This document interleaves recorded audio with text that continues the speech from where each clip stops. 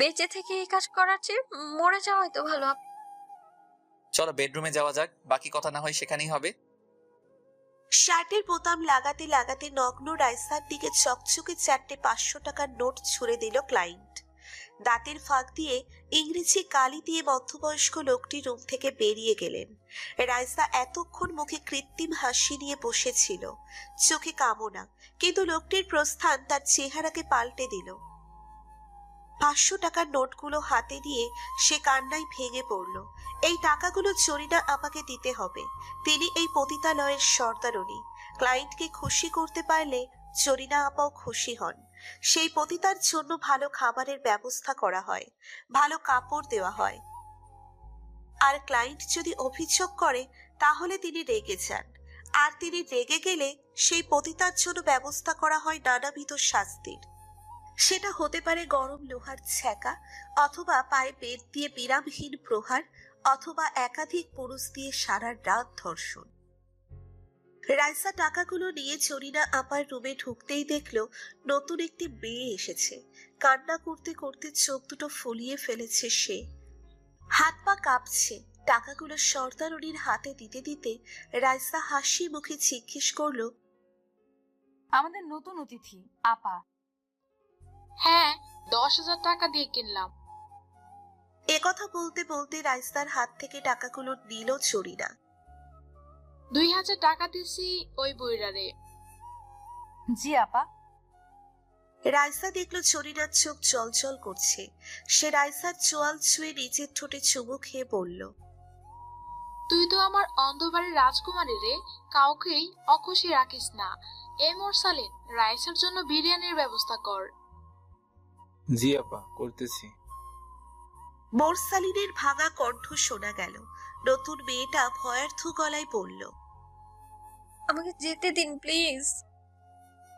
জরিনা বলল, যাইতে দেবো 10,000 টাকা দিয়ে কিনছি কি যাইতে দেওয়ার জন্য? জামা খোল দেখি, শরম কাটাইতে হবে। মেয়েটা এবার কান্নায় ভেঙে পড়ল। জরিনা করুণ চোখে রাইসার দিকে তাকিয়ে বলল, কি বিপদ বল দেখি? এমনি করলে হইব? 10,000 টাকা দেওয়ার লস হইল না? এমনি কুচি মাল। রাইসা ঠান্ডা গলায় বলল, আচ্ছা আমি বুঝিয়ে বলছি আপা, বাচ্চা মেয়ে তো, আজ রাতে আমার সাথে থাকুক, আমি সব আদব কায়দা শিখিয়ে দিচ্ছি। হ্যাঁ থাকুক, তুই তো আজকে ফ্রি, আর কোনো ক্লায়েন্টও নাই, যা ওরে ঘরে নিয়ে যা। রাইসা মেয়েটাকে ইশারা করলো তার সাথে যাওয়ার জন্য। জরিনার রুম থেকে বের হয়ে রাইসার ঘরে ঢোকার সাথে সাথে নতুন মেয়েটি রাইসার পা ধরে বসে পড়ল। কান্না করতে করতে বলল, আপু আমাকে দয়া করে যেতে দিন, আমি আজীবন আপনার কাছে কৃতজ্ঞ থাকবো। আমায় সাহায্য করুন প্লিজ। রাইসা দুহাত ধরে টেনে মেয়েটাকে দাঁড় করালো। অল্প বয়স মেয়েটার, খুব বেশি হলে বয়স 16 কিংবা 17 হবে। মুখ থেকে কিশোরী ভাব এখনো যায়নি। রাইসা মুগ্ধ হয়ে কিছুক্ষণ তাকিয়ে রইল, তারপর জিজ্ঞেস করলো, নাম কি তোমার? রূপসা। ভারী মিষ্টি নাম। এখানে কি তোমার স্বামী দিয়ে গিয়েছে? মেয়েটি ছলো ছলো চোখে মাথা নাড়ল। রাইসা চোখ বন্ধ করে লম্বা শ্বাস নিল। তার চোখও ভিজে উঠেছে। বিয়ে কি পরিবারের সম্মতিতে হয়েছে? না, পালিয়ে বিয়ে করেছি। প্রেমের বিয়ে? রূপসা চুপ করে রইল। রাইসা বুঝতে পেরে কথা ঘুরিয়ে বলল, বাসা কোথায়? ভুয়াপুর। আচ্ছা, এই জায়গাটা কোথায় আমরা যেখানে আছি? সে তো বলতে পারবো না, মানা আছে। যখন আমাদের পর্যায়ে আসবে তখন সব জানতে পারবে, এই জায়গা কোথায়, কি সমাচার, সবকিছু। রূপসা কোনো উত্তর দিল না, হা করে তাকিয়ে রইল রাইসার দিকে। রাইসা রূপসার সামনেই নিজের জামা কাপড় পাল্টে ফেলল। লজ্জায় রূপসা মেঝের দিকে তাকিয়ে রইল। বিষয়টা রাইসার দৃষ্টি এড়ালো না। সে হেসে বলল, কয়েকদিন পর কত পরপুরুষের সামনে বস্ত্র বিসর্জন দিতে হবে, আমাকে দেখে লজ্জা পেয়ে আর কি হবে? রূপসা জিজ্ঞেস করল, আপনি কি নিজের ইচ্ছা এখানে এসেছেন? রাইসা মাথা নাড়ল। তাহলে? জামাই বিক্রি করে রেখে গিয়েছে। রূপসা বলল, আমার স্বামী আমাকে সারপ্রাইজ দিবে বলে সারা রাস্তা চোখ বেঁধে এখানে নিয়ে এসেছে, কোথায় নিয়ে যাচ্ছে তাও বলেনি। সারপ্রাইজের কথা শুনে আমিও জিজ্ঞাসা করিনি কিছু। আপনাকেও কি তাই করেছে? রাইসা হেসে বলল। না। রূপসা আর কিছু জিজ্ঞেস করলো না, তবে তার মাথায় আরো অনেক প্রশ্ন ঘুরপাক খাচ্ছে। রাইসা ব্যাগ থেকে সিগারেট বের করে ধরালো, 2 টান দিয়ে রূপসাকে জিজ্ঞেস করলো। অভ্যাস আছে? না, স্কুলে বান্ধবীদের সাথে মজা করে একবার টান দিয়েছিলাম একটা, আমি তো কাশতে কাশতেই শেষ। এ কথা বলে খিলখিলিয়ে হেসে উঠল রূপসা।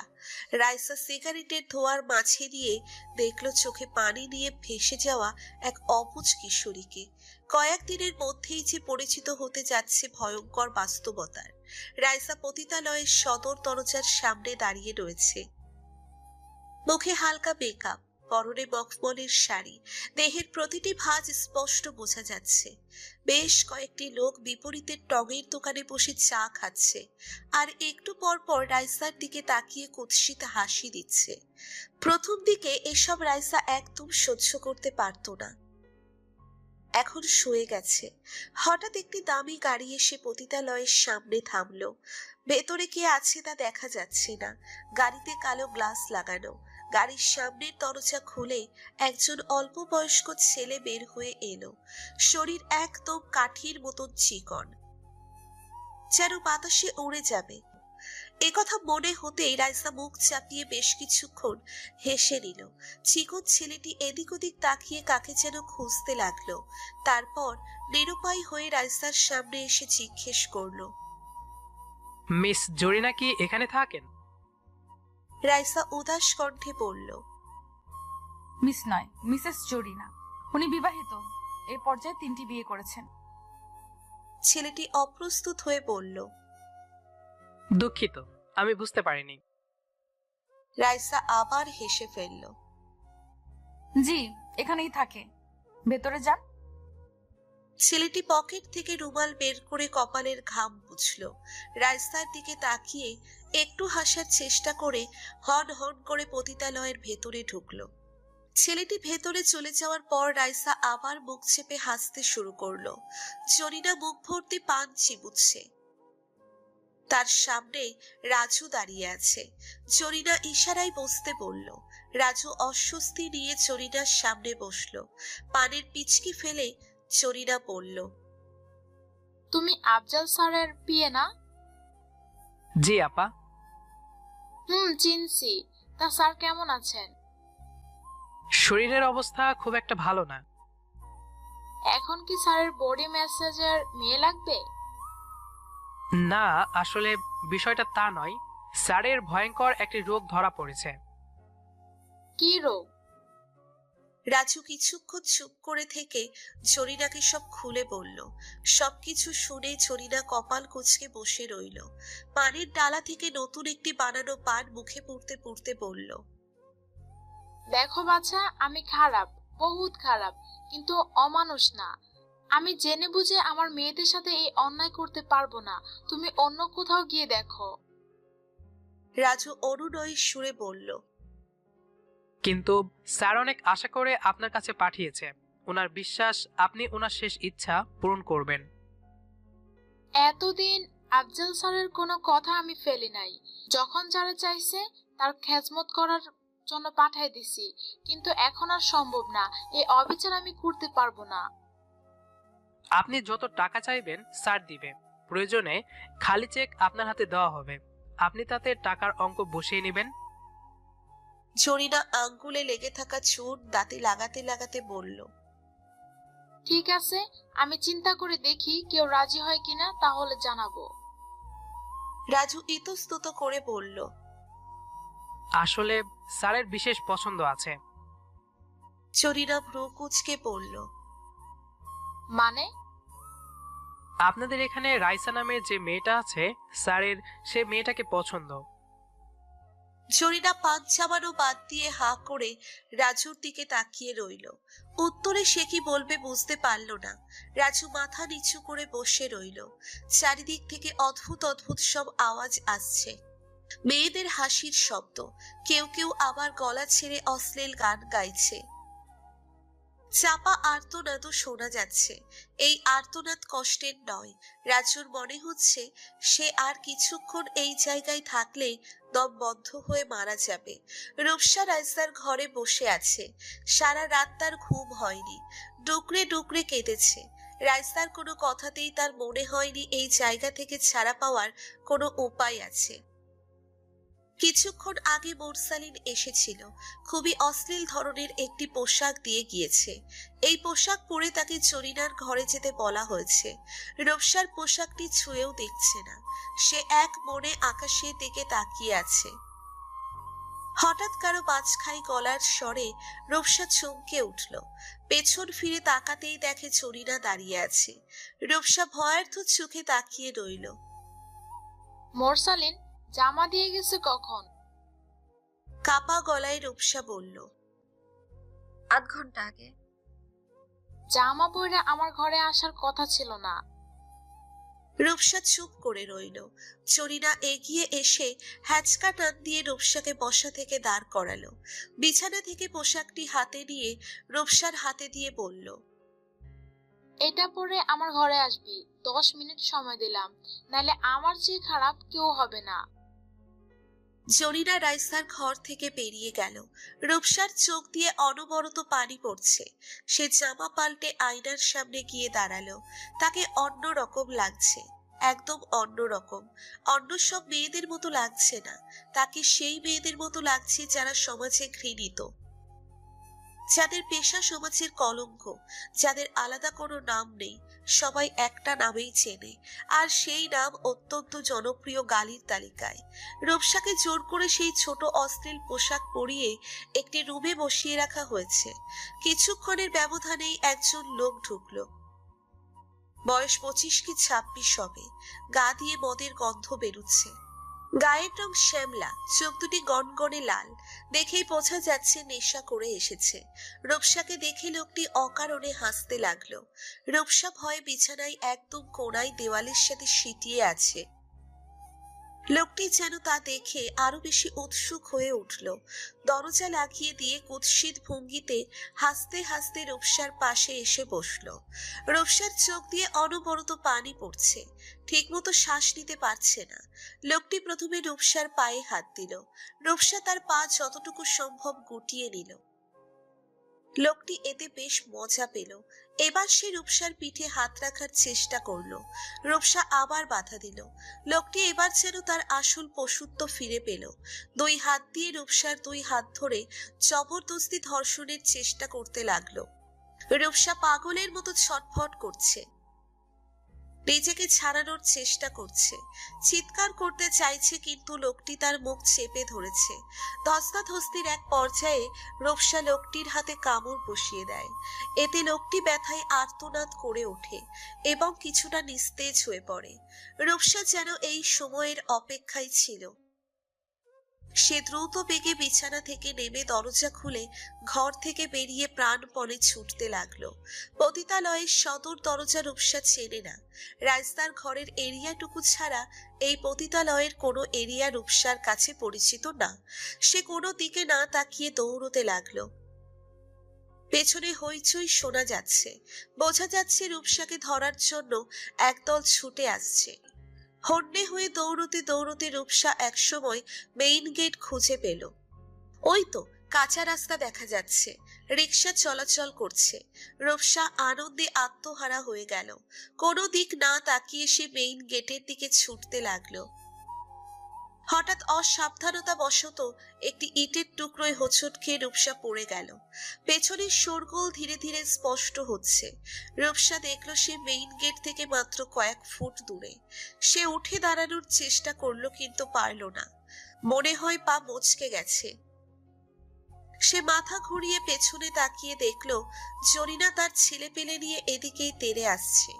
রূপসা চিৎকার করে উঠল, হাতে ভর করে সামনে এগিয়ে যাওয়ার চেষ্টা করতে লাগলো। রূপসার কান্নায় আকাশের মেঘগুলো যেন থমকে গেছে, বাতাসে বেগ নেই।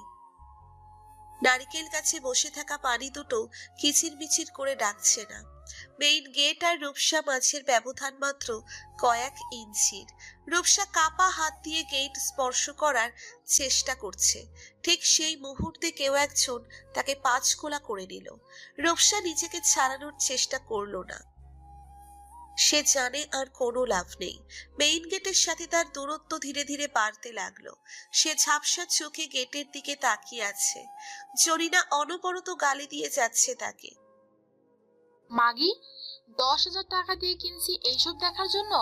জামাইয়ের সংসার করে খাইতে পারে নাই, খালি সেল সেল সব সময় না। এই ভুলের কোনো ক্ষমা নাই। এই রফিক, ওরে আমার ঘরে নিয়ে যা, ব্যবস্থা একটা তো করাই লাগবে আজকে। রফিক মাথা নেড়ে রূপসাকে নিয়ে ঘরে চলে গেল। রাইসা এতক্ষণ ক্লায়েন্টের সাথে ছিল। ক্লায়েন্ট বিদায় দিয়ে সে তার রুমে যাওয়ার সময় দেখলো জরিনা গনগনে লাল রড নিয়ে নিজের রুমে ঢুকছে। রাইসা এক মুহূর্ত দেরি করলো না, দ্রুত পায়ে নিজের ঘরে ঢুকলো। না, এখানে তো রূপসা নেই। সে নিজের ঘর থেকে বের হয়ে পা চালিয়ে জরিনার ঘরে যেতে লাগলো, কিন্তু ততক্ষণে অনেক দেরি হয়ে গেছে। দরজার সামনে পৌঁছতেই রূপসার আর্তনাদ শোনা গেল। রাইসা পর্দা ফাঁকা করে দেখলো রূপসার 2 পায়ের তলায় গরম বেডের ছ্যাঁকা দেওয়া হয়েছে। মেয়েটা কাটা কবুতরের মতো ছটফট করছে। রফিক আর চিল্লু তার হাত এবং পা ধরে রেখেছে। রাইসা কিছু বলল না। ধীর পায়ে সে নিচের রুমে চলে এলো, বিছানায় পা তুলে বসলো। রাইসার পায়েও গরম রডের ছ্যাঁকার দাগ আছে, তবে এটা পুরনো, দেখেই বোঝা যায় প্রায় 1 বছর আগে। রূপসার গা জ্বরে পুড়ে যাচ্ছে, সে রীতিমতো কোকাচ্ছে। রাইসা তার পাশে বসে জলপট্টি দিয়ে দিচ্ছে। রাইসা রূপসার মাথায় হাত বুলিয়ে দিতে দিতে বলল, পাগলি মেয়ে, কেন এভাবে বের হয়ে যেতে নিয়েছিলে? এখানে এসব করা যাবে না, ওরা মেরে ফেলবে তোমাকে। রূপসা এক গাল হেসে বলল, বেঁচে থেকে এই কাজ করার চেয়ে মরে যাওয়াই তো ভালো আপু। তখন যদি বাবা মায়ের কথা শুনতাম, যদি পালিয়ে গিয়ে বিয়ে না করতাম। বাবা ঠিক বলতেন আমার স্বামীর কথাগুলো। ছেলে ভালো না, নেশা করে, আমি কখনো বিশ্বাস করিনি। তোমার মা বাবার সাথে কথা হয় না? মার সাথে হতো, বাবা রাগ করে কথাই বলেন না। তোমার বয়সও তো অল্প, কিসে পড়াশোনা করতে? Inter first year. রূপসা কিছুক্ষণ চুপ করে থেকে রাইসার হাত ধরে বলল, আপু আমাকে এই জায়গা থেকে বের হতে সাহায্য করো না প্লিজ। প্লিজ আপু, আমি এখানে বাঁচতে পারবো না, আমি আমার বাবা মায়ের কাছে যাব। এমন সময় রুমে সুরমা প্রবেশ করলো, হাতে জ্বরের ঔষধ। রূপসা রাইসার হাত ছেড়ে দিল। সুরমা বলল, নাও, ওষুধটা খেয়ে নাও রূপসা। রূপসা বলল, না। সুরমা বলল, জিতে খেয়ে লাভ হবে না, ওষুধ খেয়ে নাও। রূপসা কথা না শোনার ভান করে রইল। রাইসা বলল, আচ্ছা সুরমা, রেখে যা, আমি খাইয়ে দিচ্ছি। সুরমা ঔষধ টেবিলের ওপর রাখতে রাখতে বলল, একটা কথা শুনলাম ভাষা ভাষা। রাইসা ভ্রু কুচকে বলল, কি কথা? আফজাল সাহেবের নেক্সট পছন্দ তুই, সে তোকে চায়। তোর জন্য নাকি খালি চেক জরিনা আপার হাতে ধরে দিতেও রাজি হয়েছে। যত খুশি তত অ্যামাউন্টে টাকা ভরতে পারবে সে। রাইসা অবাক হয়ে বলল, কি বলিস এসব? আর এই খবর এখনো আমার কানে আসলো না। আসেনি, তার কারণ আছে। কি কারণ? সুরমা রূপসার দিকে একবার আজ চোখে তাকিয়ে বলল, বাহির আয় বলছি। রাইসা সুরমার সাথে বাইরে গেল। কিছুক্ষণ পর ফিরে এলো। রূপসা অচেতনের মতো পড়ে রয়েছে। রাইসা তার মাথায় হাত বুলিয়ে দিতে লাগলো। কি পবিত্র লাগছে মেয়েটিকে দেখতে।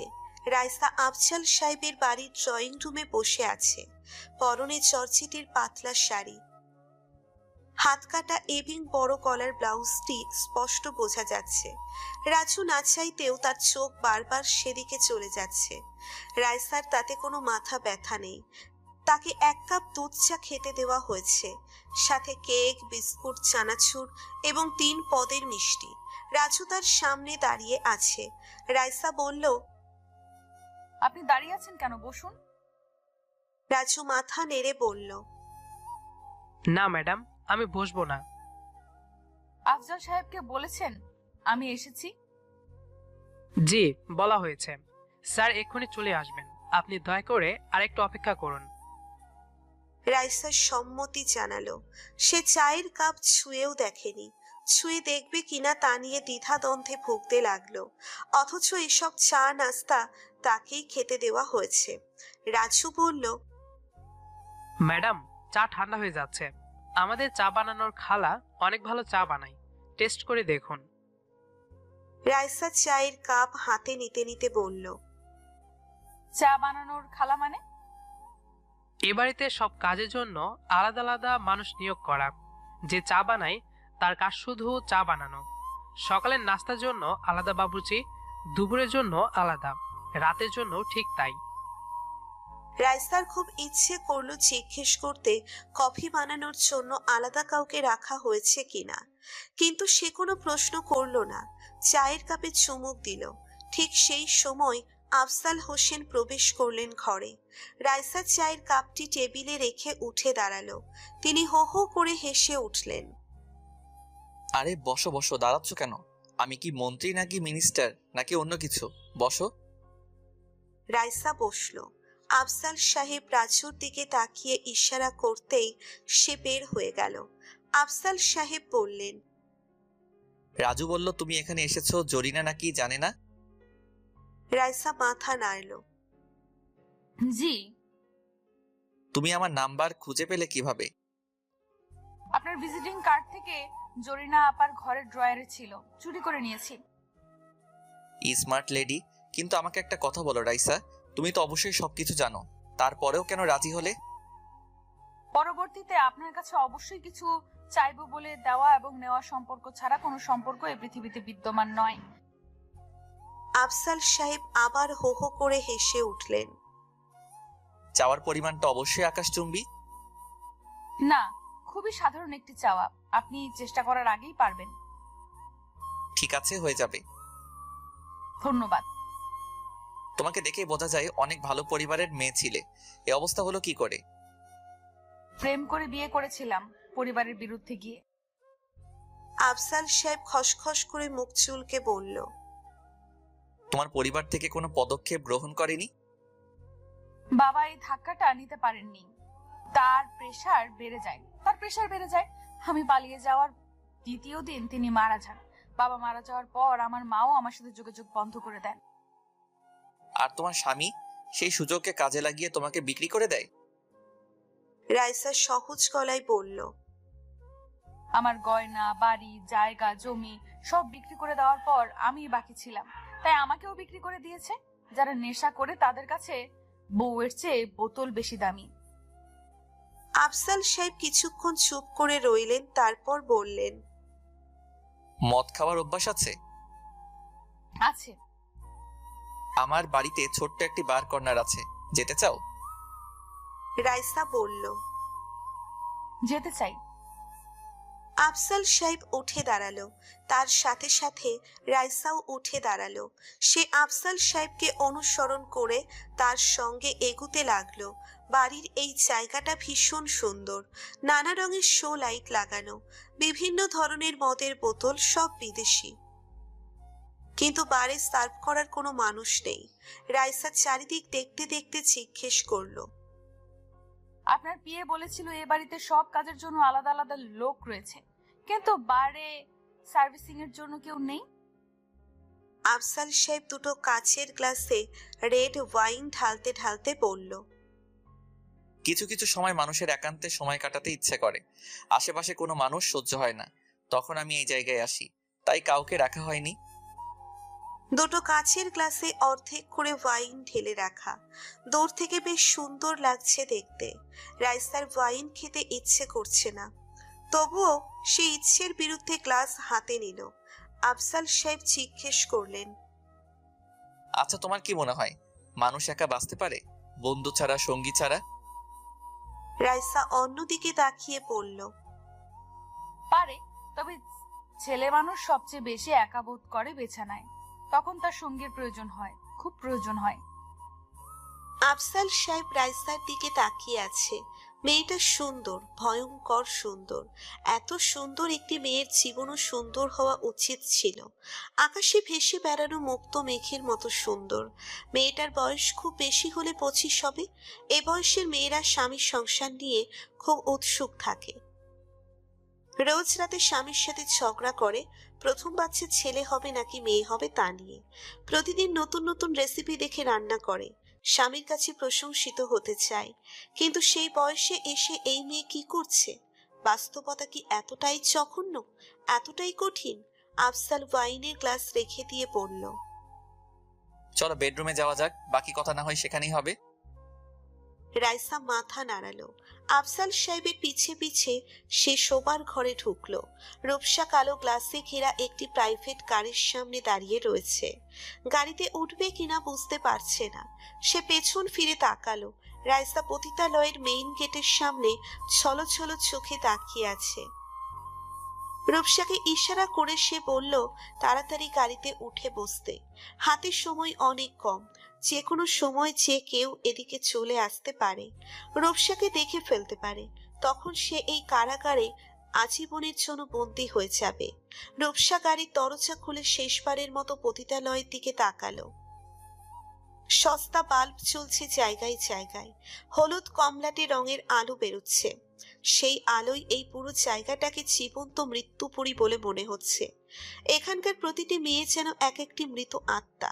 তাদের শরীর আছে, শরীরের ভেতর রক্ত মাংসে করা একটি হৃৎপিণ্ড আছে, কিন্তু মন বলে কিছু নেই, অনুভূতি বলে কিছু নেই। দুচোখে কোনো স্বপ্ন নেই, আশা নেই, জীবনে কোনো ভালোবাসাও নেই। এরা মানসিকভাবে মৃত। এদের মোনাজাতে কখনো পরিবার উঠে আসে না, ভালোবাসার মানুষটির নামও উচ্চারণ হয় না। এরা সৃষ্টিকর্তার কাছে সর্বস্ব শরীরের মৃত্যু কামনা করে। রূপসা আকাশের দিকে তাকালো। আকাশে চাঁদ নেই, লক্ষাধিক তারা মিটমিট করে জ্বলছে। আজ কি অমাবস্যা? মনে তো হয় না। তাহলে আকাশে চাঁদ নেই কেন? পরিবেশ এত থমথমে কেন? রূপসার মুক্তিতে কি তারা খুশি নয়? হঠাৎ ঝোড়ো হাওয়া শুরু হলো। সেই ঝোড়ো হাওয়ায় ভেসে আসছে মৃত্যুর গন্ধ, ভেসে আসছে শত তরুণীর আর্তনাদ, সম্মান হারানোর আর্তনাদ। না, আর এক মুহূর্ত এখানে থাকবে না রূপসা। মুক্তির স্বাদ যে একবার পায়, সে পরাধীনতার মাঝে বাঁচতে চায় না। গাড়ির দরজা লাগিয়ে দিল রূপসা। গাড়ি স্টার্ট দেওয়ার শব্দ শোনা যাচ্ছে। রাইসা তাকিয়ে দেখছে রূপসার ফিরে যাওয়া। এই গাড়ি তাকে নিয়ে যাচ্ছে তার নিজ গন্তব্যে, যেখানে মেয়েটা এক নতুন জীবন গড়ে নিবে। ভয়ার্থ সেই চোখ দুটিতে থাকবে অজস্র স্বপ্ন। আফজাল হোসেন বারে বসে হুইস্কি খাচ্ছেন। তাকে আজ বেশ ফুরফুরে মেজাজে দেখা যাচ্ছে। এমন সময় রাজু ফোন করে জানালো রাইসা এসেছে। আফজাল রাজুকে বলল রাইসাকে বারে পাঠিয়ে দিতে। মিনিট 10 মধ্যে রাইসা বারে প্রবেশ করলো। চোখ লাল, শরীরের বিভিন্ন জায়গায় কেটে ছুঁড়ে গেছে। আফজাল সাহেব চোখ বড় বড় করে বলল, কি হয়েছে তোমার? এ কি অবস্থা? আগামীকাল রূপসাকে পালাতে সাহায্য করেছি বলে আমাকে মেরেছে। কি হলো, ধরা পড়লে কিভাবে? সুরমা বলে দিয়েছে রূপসাকে গাড়িতে উঠতে দেখে ফেলেছিল।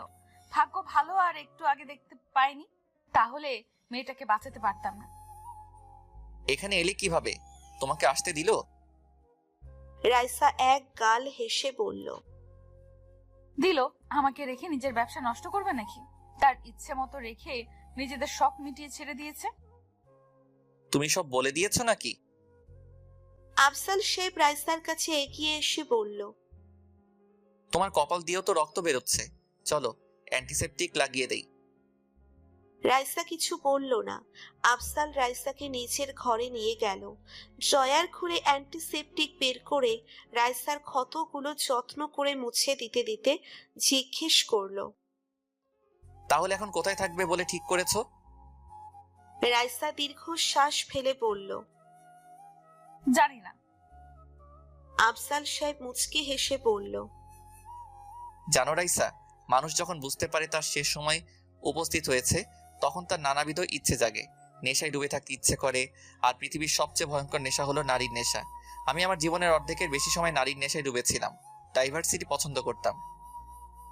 এক পর্যায়ে এসে জানতে পারলাম HIV পজিটিভ। তখন আসলে করার কিছুই ছিল না। তবু নেশা কি এত সহজে ছাড়া যায়? একদিন কোনো এক বিশেষ কাজে তোমাদের পতিতালয়ের সামনে দিয়ে যাচ্ছিলাম। দেখলাম এক রূপবতী তরুণী মনমরা হয়ে দাঁড়িয়ে আছে।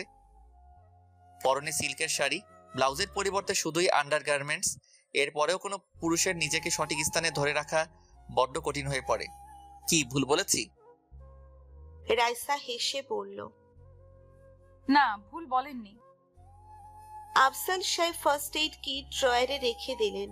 ঘরে এসি চলছে, পুরো ঘর হিমশীতল। রাইসার ঘুম পাচ্ছে, সারা রাত ঘুম হয়নি। তার উপর সারা রাত তার উপর দিয়ে অনেক ধকল গেছে। রাইসা কিছু একটা বলতে যাবে তার আগেই আফজাল বললেন। তুমি গতকাল একটা কথা বলেছিলে। রাইসা অবাক হয়ে জিজ্ঞেস করলো। কি কথা? ছেলেরা বিছানায় সঙ্গী ছাড়া থাকতে পারে না। রাইসা চুপ করে ফ্লোরের দিকে তাকিয়ে রইল। আফজাল হোসেন হেসে বললেন। আমার হাতে সময় অনেক কম রাইসা, কিন্তু তোমার কিচ্ছু হবে না। আমি এমন কিছু করিনি যাতে আমার জন্য তুমিও এই অভিশাপ শরীরে বয়ে বেড়াও।